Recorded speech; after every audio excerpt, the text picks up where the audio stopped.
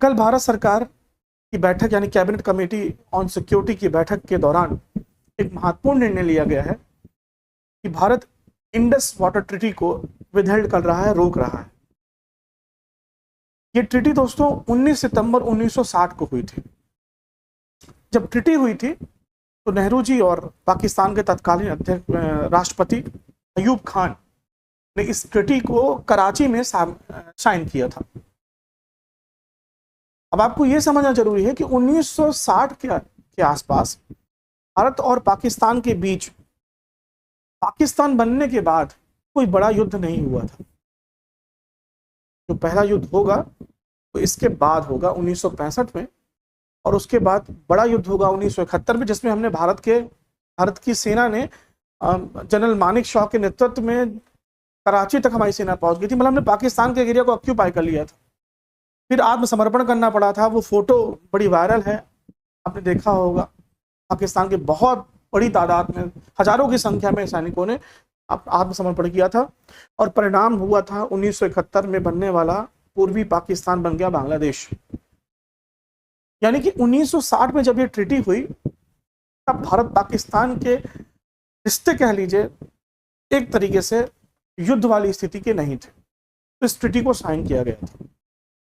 तो आइए समझते हैं इस ट्रीटी में क्या क्या महत्वपूर्ण चीजें हैं, और ये ट्रीटी अगर रोक दी गई है तो इसका क्या इम्पैक्ट पड़ने वाला है पाकिस्तान पर। डेफिनेटली इसका गहरा प्रभाव पाकिस्तान में पड़ेगा, परंतु क्या इस ट्रीटी को कल सरकार ने विदहेल्ड किया तो क्या इसका इम्प्लीमेंटेशन आज से ही शुरू हो जाएगा या इसका इम्पैक्ट आज से ही देखने को मिलेगा, इसे भी थोड़ा समझते हैं।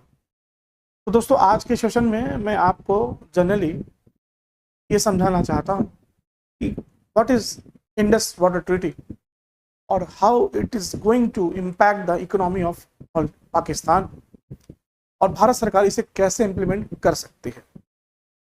चलिए देखिए दोस्तों, जो सिंधु नदी है इसका जो उद्गम होता है, जो ओरिजिन होता है, वो दोस्तों यहाँ पर एक्चुअल में तिब्बत के क्षेत्र में होता है। यहाँ पर एक ग्लेशियर है, इस ग्लेशियर से उद्गम होता है, और इंडस रिवर इस तरह से भारत से होते हुए ये पाकिस्तान जाती है और ये कराची के पास अरेबियन सी में अपने जल को गिरा देती है।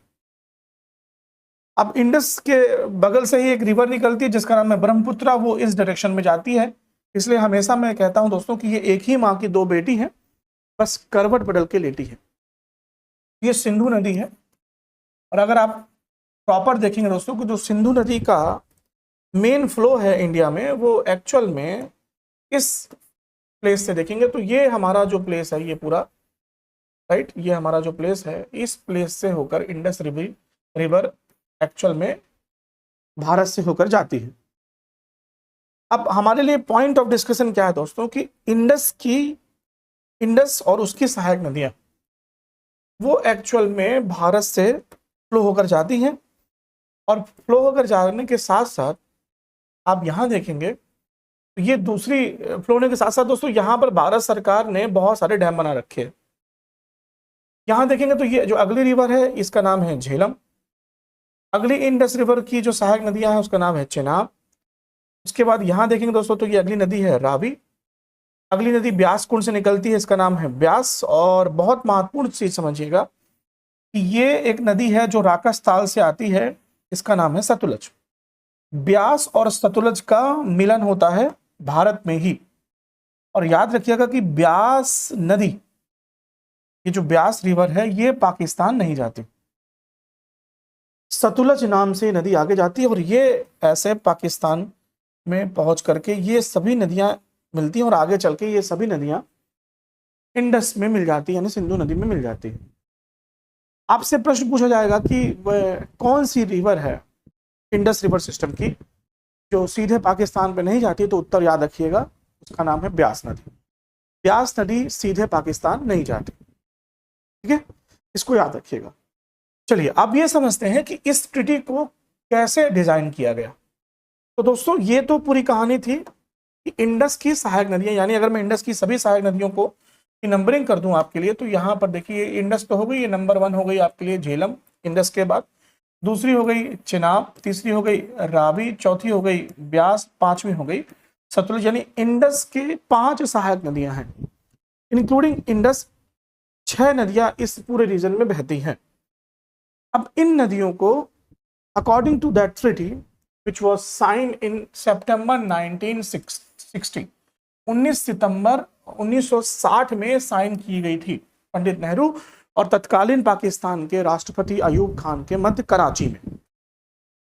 तो इस ट्रीटी के अकॉर्डिंग नदियों को 2 भागों में बांट दिया गया। ये नदियां हैं, पहली वेस्टर्न रिवर्स और दूसरी है ईस्टर्न रिवर्स। समझते हैं ये पूरी कहानी कुछ है कैसी।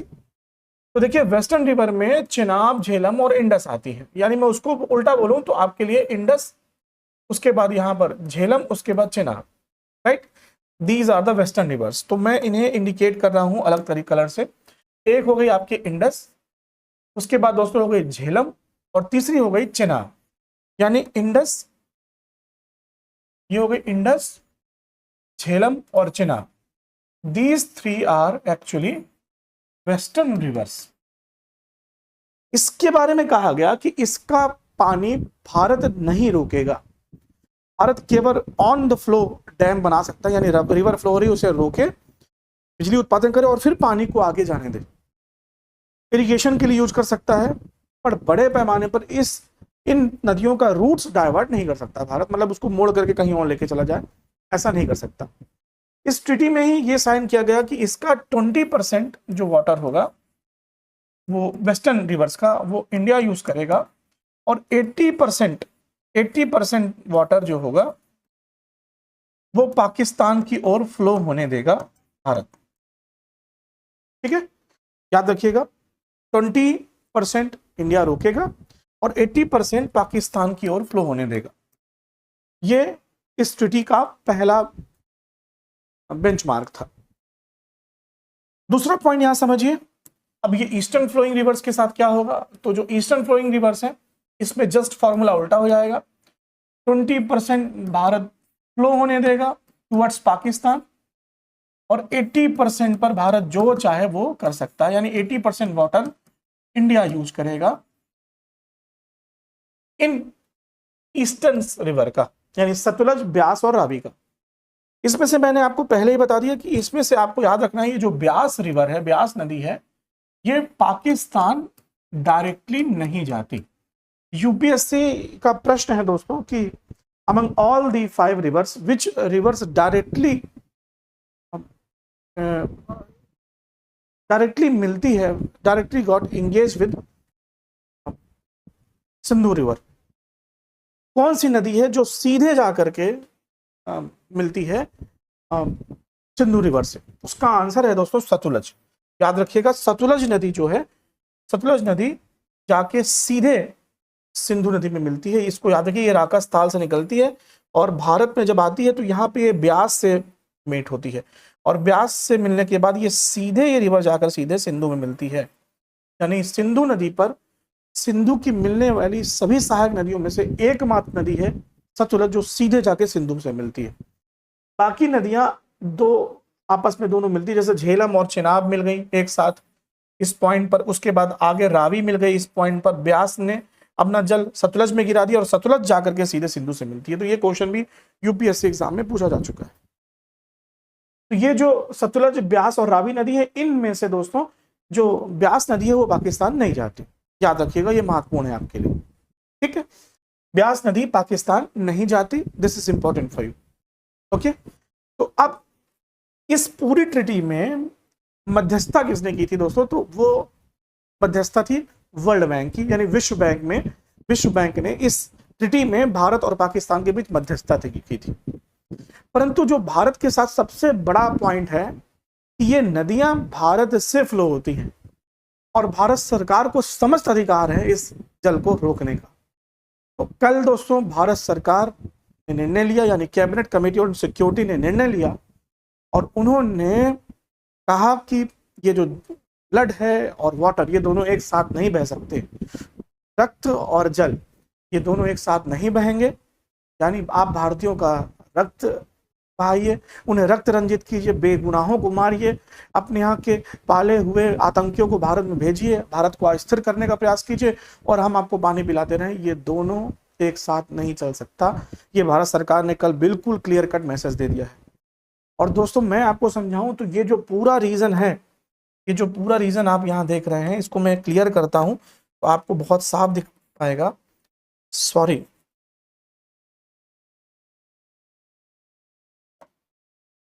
यहाँ देखिए, ये जो पूरा रीजन आप देख रहे हैं, इस पूरे रीजन में देखिए, इस पूरे रीजन में जो नदियां हैं वो यहाँ की जीवन दायिनी है, यानी इनके फ्लो ना होने पर इस पूरे रीजन में जो कृषि हो रही है वो पूरी तरह से नष्ट हो जाएगी।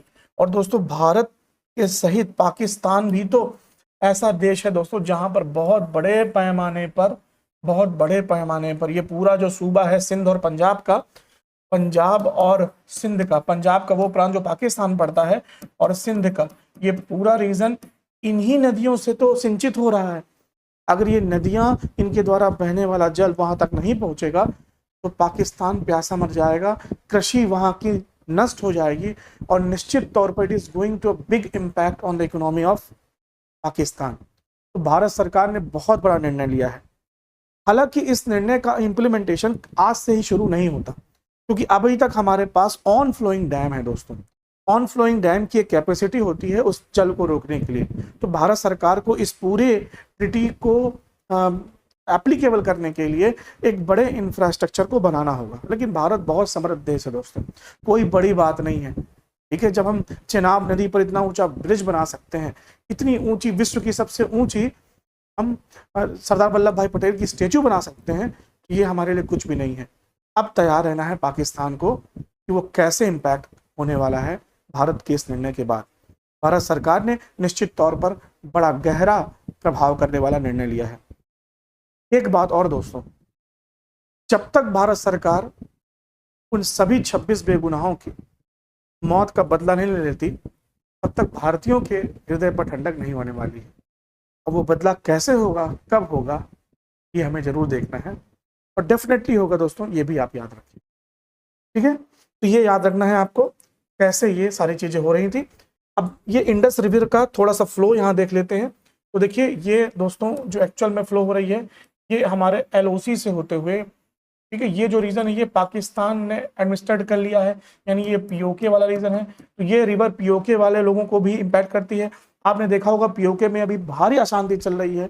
वो लोगों ने पाकिस्तानी सेना को मतलब नस्ते नाबूद करने का प्रयास किया है और यहाँ पे बहुत अशांति है तो in the Pakistan region also, ठीक है। तो ये पाकिस्तान के रीजन में जो हमारा एरिया पाकिस्तान ने ऑक्यूपाई कर रखा है वहां पर भी गहरी अशांति है। वो पाकिस्तान के साथ नहीं रहना चाहते। यहाँ पे जो बलूच हैं, BLA यानी बलूच लिबरेशन आर्मी, BLA ने अपना गहरा प्रभाव इस रीजन में रखा हुआ है और BLA ने अभी पाकिस्तानी सेना के दांत खट्टे कर दिए थे। एक पूरा गहरा हमला था। हम क्या चाहते हैं दोस्तों, इस पूरे रीजन में शांति, और इस पूरे रीजन में शांति तभी होगी दोस्तों जब यहाँ पर सभी प्रकार की आतंकवादी घटनाएं बंद हो जाएंगी, ठीक है। उसका सबसे बड़ा इम्पैक्ट इस पूरे रीजन में रहने वाले मासूम लोगों पर पड़ रहा है, जिनका शायद इस पूरी चीजों से कोई मतलब ना हो। परंतु ये डेफिनेटली दोस्तों ये बात भी सत्य है कि बिना लोकल सपोर्ट के ये सारी चीजें संभव नहीं है। तो डेफिनेटली दोस्तों कुछ जयचंद तो हैं भारत में जिन्होंने अब तक पाकिस्तान की रोटी खाई है और पाकिस्तान का नमक अदा कर रहे हैं भारत में रहते हुए, ठीक है, याद रखिएगा। तो ये जो रिवर है देखिए, तो ये LOC से होकर जाती है और उसके बाद इस पर आगे जाकर के पाकिस्तान ने भी कई सारे डैम बना रखे हैं। आप वहीं देखेंगे दोस्तों, तो ये है झेलम जो भारत और पाकिस्तान के बीच में बॉर्डर भी बनाती है। एक लंबा बॉर्डर भारत और पाकिस्तान के बीच में झेलम नदी बनाती है। याद देखिए, झेलम और चेनाब ये दोनों नदियां भारत और पाकिस्तान के बीच में एक लंबा बॉर्डर बनाती हैं, ठीक है। तो आपको याद रखना है ये नदियां महत्वपूर्ण है। तो ऊपर की 3 नदी और नीचे की 3 नदियों को इस ट्रीटी में 20-80 का रेशियो में डिवाइड किया गया था, ठीक है। अब भारत सरकार ने इस ट्रीटी को खत्म कर दिया है, यानी कि अब पाकिस्तान का पानी भी बंद होने वाला है, ठीक है। तो दोस्तों मैं इस बात पर जरूर मुस्कुराऊंगा कि भारत सरकार ने कम से कम एक एक्शन तो ऐसा लिया जिसका इम्पैक्ट गहरा होने वाला है पाकिस्तान पर। ठीक है, अंत में हमारे सभी उन निर्दोष 26 लोगों की जो क्रूर हत्या की गई है आतंकवादियों के द्वारा, उन सभी के प्रति गहरी संवेदना व्यक्त करते हुए अपनी वाणी को विराम देता हूँ। आई होप आपको ये टॉपिक समझ में आया होगा। इससे संबंधित और भी जो जानकारियाँ होंगी मैं भविष्य में आपके लिए लेकर के आऊँ। मिलते हैं नेक्स्ट सेशन में। Till then, goodbye, thank you.